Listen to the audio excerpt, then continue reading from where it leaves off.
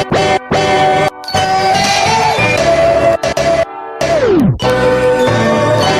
are now listening to the Dynasty Rewind.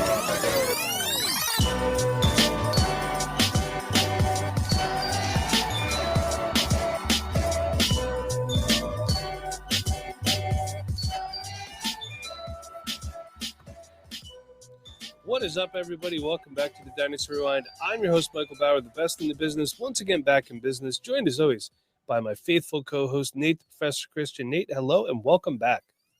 Thanks for having me, Mike. I want to say Merry Christmas to you. And Merry Christmas to everyone. Happy holidays if you celebrate something else.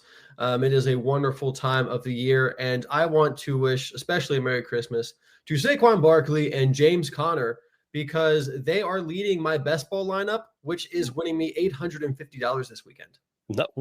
Yeah, I know. I'm advancing to the final round on DraftKings. I'm extremely excited. I only entered about 8 best ball lineups in DraftKings, and one of them made it through. So nice. I'm riding it until the end.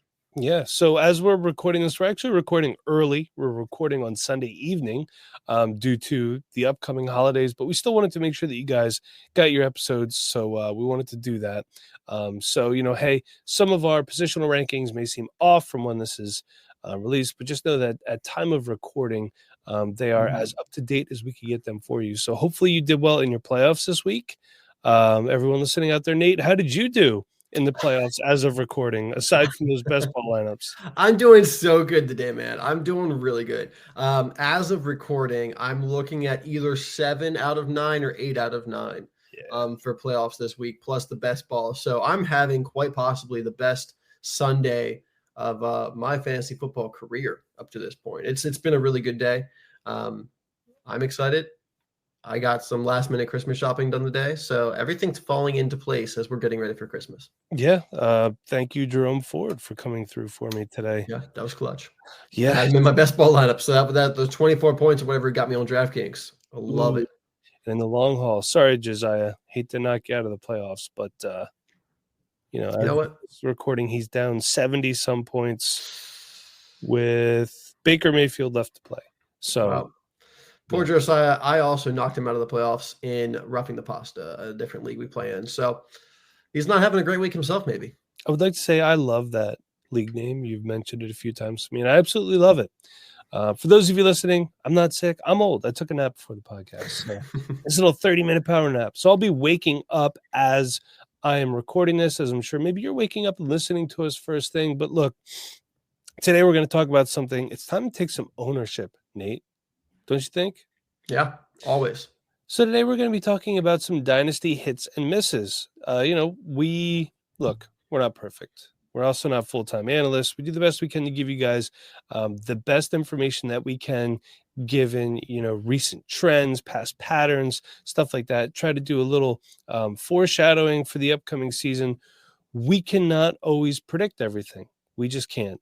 We're going to try. So we're going to be talking about some players today that we either hit or missed on. Nate, why don't you start us off with a hit? Yeah, well, first of all, like you said, taking ownership, I want to go ahead and take ownership and say that going back to the last week's video where we were re-ranking the rookies and things like that, I'm putting Jaden Daniels at quarterback 1. I don't know why I didn't do that before. I love Bo Nix personally, and I'm quite biased towards Bo Nix, but Jaden Daniels threw for 5 touchdowns today and beat the Philadelphia Eagles. Mm-hmm. So Jaden Daniels, quarterback 1. Just want to make sure everyone knows that I'm on board now. I should have been on board before, I know, but like I said, I do love me some Bo Nix, so I had to stand up for him.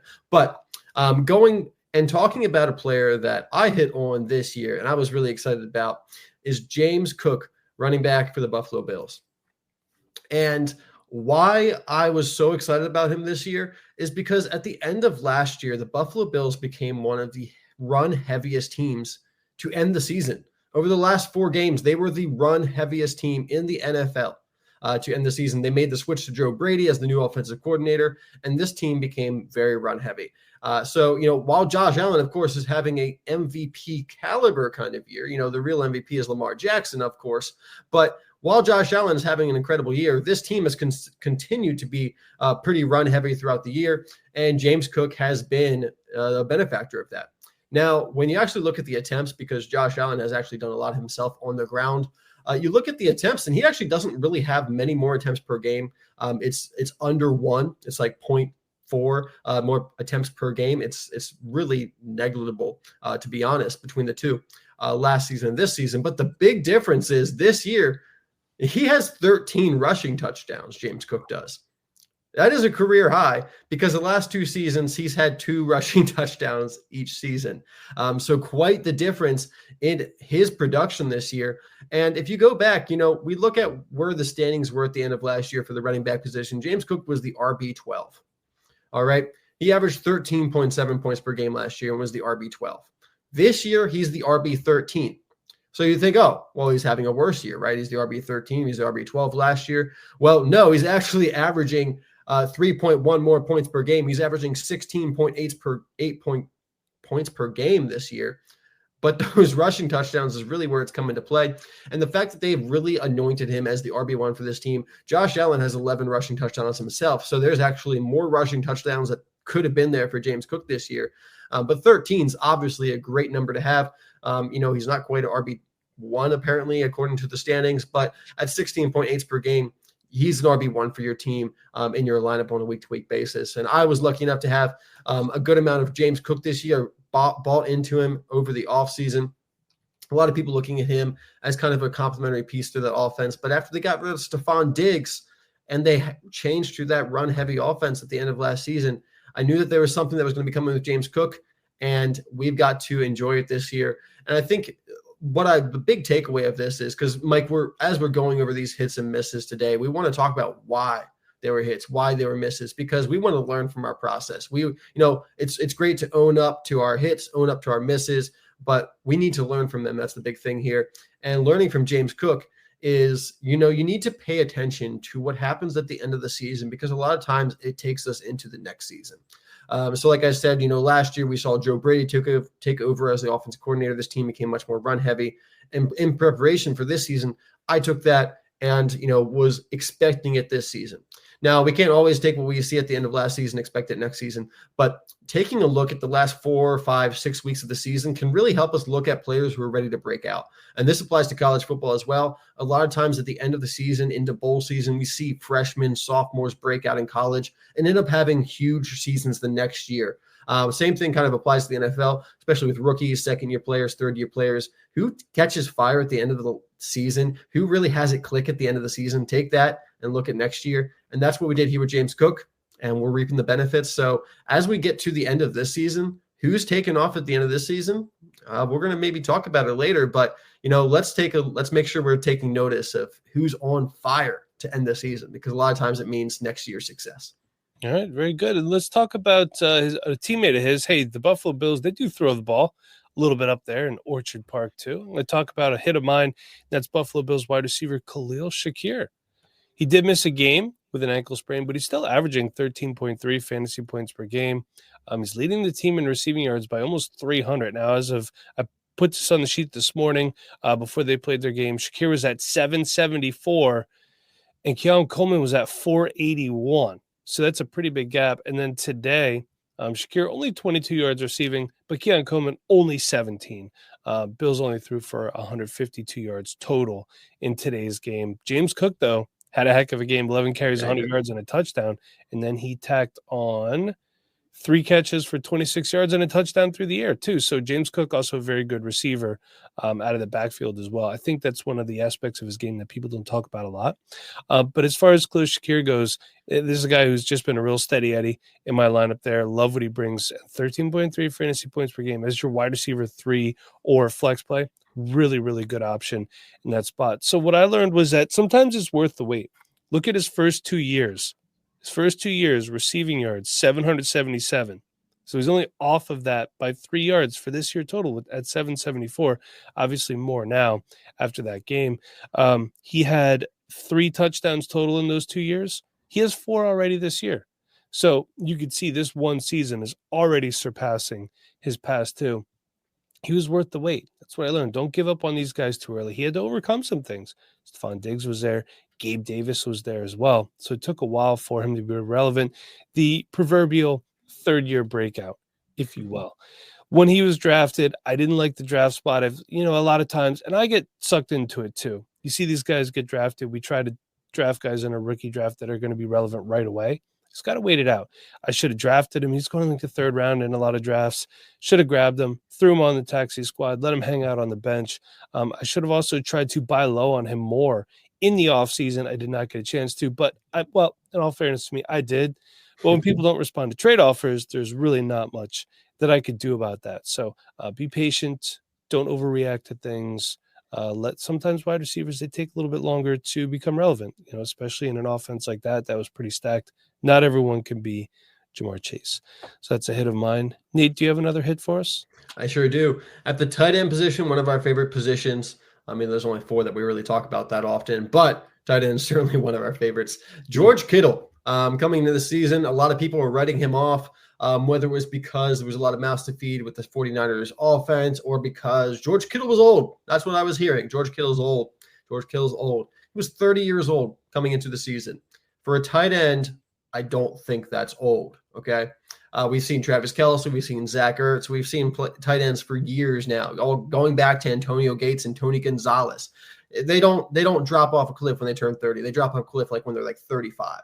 So George Kittle, a lot of people are sleeping on him this year after he came off of a tight end 5 finish last year and had career highs in a couple of different categories. George Kittle had an amazing season last year, and a lot of people dropped him for it because he turned 30 during the season. Okay.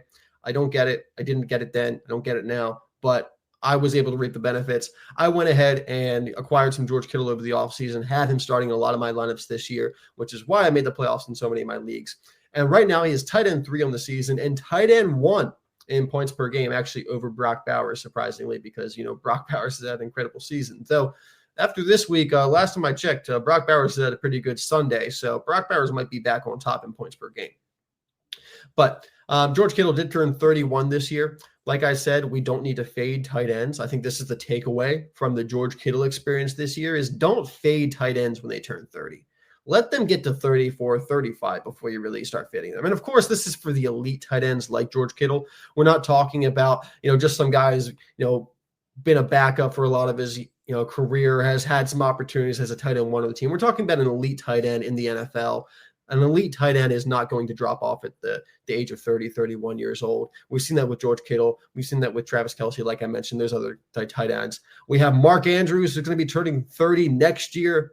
Don't worry about him. He's got more than a couple years left for himself. So as we go into this offseason, we've already seen Mark Andrews, his rankings come down on Keep Trade Cut and other services because he's older. He had a slow start to the season. Now, that slow start to the season, not just because he's old, which he's 29 years old currently, but because he had an injury that was coming off of last year. He did have a car accident right before the season, about 2 weeks before the season started, which he missed a lot of practice for.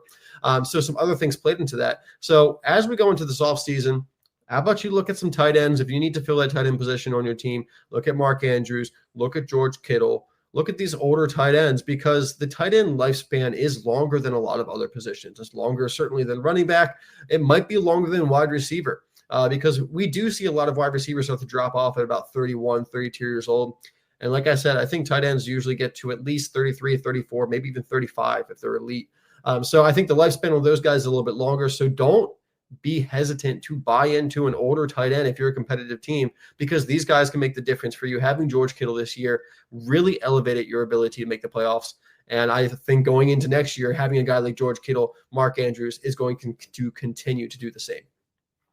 George Kittle with a good day today, too. 8 catches, 160 yards. No touchdowns, but still, I mean, that's 18.6 points in a PPR format, 14.6 and a half point PPR. I'm more than happy to take it. Yeah, for sure. I have no problems with that at all. Dude, I'm going to talk about another hit now, and that is Washington Commanders running back Brian Robinson Jr. Had a bit of a down day today. Only 10 carries for 24 yards, 2 catches for 17 yards, no touchdowns, and he lost 2 fumbles. The Eagles' run defense is really good. Yeah. They got the Commanders got down, and they had to pass a lot. They just kind of eliminated the running game, but still, for the most part, I said it before, this guy's a steady Eddie. He was good when Austin Eckler was there. He's out right now. Eckler was concussed, I believe. Another guy averaging 13.3 fantasy points per game. That's tied with Bucky Irving and Tony Pollard, by the way. And he missed 3 games, 2 for a hamstring and 1 for a knee injury. He's still under contract through 2025, although I do believe the Commanders will resign him. I don't see why they wouldn't. He's not a liability. He doesn't really fumble a lot, except for today. Overall, this is a guy that people seem to be down on. And that's what I learned, that when people are down on a guy like this, and they seem to get even more down on him when they signed Eckler. Eckler's been a good piece for the Commanders, but the offense running-wise typically goes through Brian Robinson Jr. So when people devalue a starting running back, let that be notice to you, hey, if I could buy low on this guy, he's just an awesome guy to have in your lineup, a really good RB2, or a lot of places I have him in my flex spot. I have 2 nice running backs up there. He's a really good flex play, pretty good. And also he's had more 100-yard rushing games this year than I think he's had throughout his career. He has 3 or 4, I believe. He only had 2 up until this point. So he's getting more carries. The Cliff Kingsbury offense, pretty good for him. Didn't think he would fit in with the way they typically play, but looks good. It's good. I like me some Brian Robinson Jr. Hey, do you want to talk about his former teammate? What do you got? Yeah, we talk about our hits, Mike. We also have to talk about some of our misses and some of the players we did not hit on, some of the players maybe we were too excited about and did not perform this year for a multitude of reasons. One player I definitely have to mention who I was banging the drum on for the past 2 years is Jahan Dotson. And it's been one of the greatest disappointments for me over the past couple seasons, going back to maybe Treylon Burks, who I drafted a ton of at his rookie year. But Jahan Dotson was someone, I drafted a ton of him his rookie year. He had a good rookie year, but then last year was mostly out there running cardio. He was under 1 yard per route run with the Commanders. I thought it was a lot of the issue with the offense as a whole, Sam Howell getting sacked so much, not being, the franchise quarterback for them. Getting Jaden Daniels this year, I was very excited about Jahan Dotson. Coming into the year, I believe he was already my most rostered player, but I went ahead and doubled down on Jahan Dotson. Really was expecting him to take off with Jaden Daniels as his quarterback. And before the season even started, they traded him to the Philadelphia Eagles. And it's not like the Washington Commanders have a very deep wide receiver room. So, I don't know if it was off the field issues, if it was on the field issues at practice or whatever it was, but something wasn't vying for Jahan Dotson and this Commanders team over the offseason. And it hasn't really been going his way this season either. I mean, you're an Eagles fan. You've gotten to watch him, but apparently you haven't gotten to watch him too much because he has 12 catches for 122 yards this year. Certainly an all-time disappointment for me after 500 plus yards in both of his first 2 seasons, not even at 150 yards so far this year. I don't really have much of an answer as to why, because there wasn't a lot of smoke. Like Deontay Johnson with the Ravens. Deontay Johnson, another huge disappointment for me. I've obviously been very invested in Deontay over the years. He has treated me very well previously before this season. Even the first half of the season, I was pretty happy with Deontay. But he went to the Ravens, betrayed me on so many levels, just with the NFL, with the Ravens, but also in fantasy. But with Deontay, there's smoke. There's smoke about him, being, some issues in the locker room, things like that. We've heard about that over the past couple of years, apparently. But with Jahan, I haven't really heard anything. So I don't really have a great answer for him other than the fact that, hey, number one, maybe don't have too much exposure to one single player.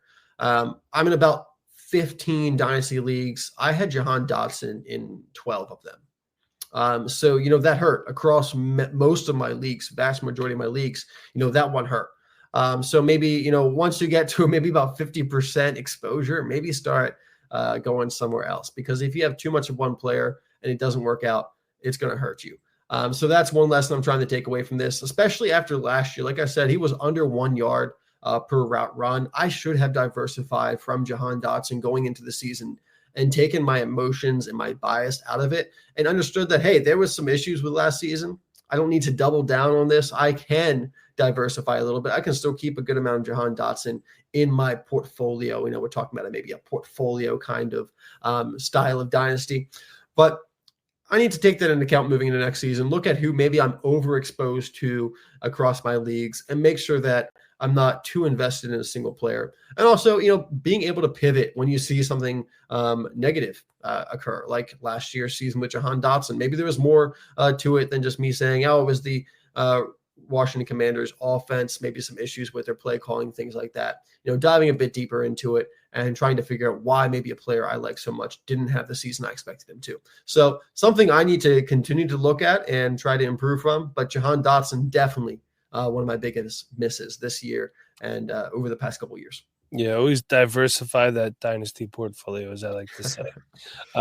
Yeah, it's tough. And there were times this year, there was a game where both A.J. Brown and Devonta Smith were out, and he still did nothing. Yeah, so, very disappointing. I know Jalen Hurts is one of those guys that really needs to trust somebody before he throws to him consistently. He will be with the Eagles next year, so hopefully he can step it up a little bit. Then he is under contract. So let's talk about my miss, and that's Denver Broncos running back Javonte Williams. I don't know if Sean Payton just doesn't like him or if he's not a fit for this scheme. I did not envision this at all. He's averaging only 3.6 yards per carry. He's lost playing time overall to players like Jaleel McLaughlin and Audric Estime. Audric Estime was a day 3 draft pick. I believe McLaughlin was a UDFA. Yep. Don't know off the top of my head. And this one, what did I learn? I'm not sure. It's kind of perplexing because when you looked at it before the season, everything looked lined up for him to be the guy, and he just isn't. I know he had that knee injury a couple years ago, but at this point, he should be good to go, fully recovered from that. If you just look at it, like on Thursday night when the Broncos played the Chargers, when the Broncos blew that lead to the Chargers, I should say. He averaged 6 yards a carry, but it was only 4 carries. And he had 7 catches, but it was for only 29 yards. So I don't know if this just isn't a scheme for him, but that was with Jaleel McLaughlin out. Jaleel McLaughlin didn't play. Audric Estime, I believe, had like 10 points. So, I don't know. Carries for 48 yards and a touchdown is what Estime had. Yeah. Yeah, it's tough. And the whole running game for the Broncos, it's just overall not great. It's a lot of Bo Nix sprinkled in there, and then they just seem to spread it around to everybody. Blake Watson got 4 carries as well. Blake Watson, a guy I liked in this last draft. But this is one of those guys where you don't trust starting him. I guess right now we just have to hold on and see if he goes anywhere next year. But if you get a good offer in the inbox for Javonte, you're going to have to consider taking it. So, yeah, I mean, a good offer, Mike, you'd move him for any second-round pick. Oh, for sure. Yeah. I know. Yeah, definitely. So those were some hits and misses from us for the 2024 Dynasty Fantasy Football season, which is going to be wrapping up soon.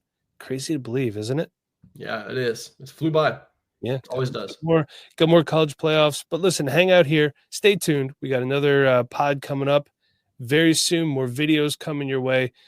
The offseason is approaching, it's going to be more rookie mock drafts, all that good stuff. And if you want more from us, 24/7, 365, patreon.com/Dynasty Rewind. Go ahead, get yourself a free 1-week trial. Grab some merch in our merch store. The link is down below.